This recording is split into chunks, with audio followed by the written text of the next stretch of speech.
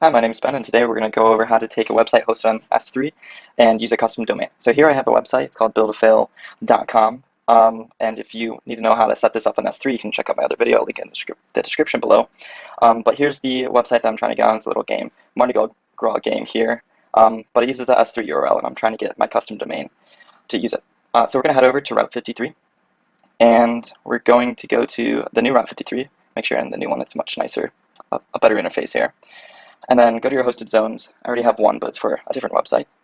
And let's create a new hosted zone. So we're going to enter the name of our domain, which in my case is called buildafail.com.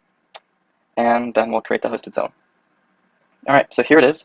And if you bought this domain through AWS, you should be all set. You might already have a hosted zone created for you automatically, but if not, you're all set.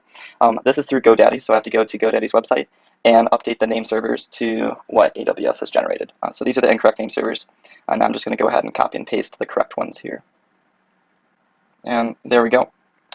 And we'll click Save, and make sure, if you're on GoDaddy, just allow it to update the name servers, and then we should be good to go. Okay, and if you're on AWS, you don't have to worry about that.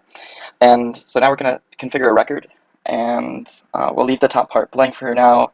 And then when you're choosing the type, choose S3, and then choose the region your S3 bucket is in, which in my case is US East 1.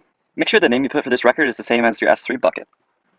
You can see there's no research that's found. That's because the name here didn't match the name of our S3 bucket, because the name includes www over S3 bucket, so we have to match that here. And it popped up, we're all set, and now that's created.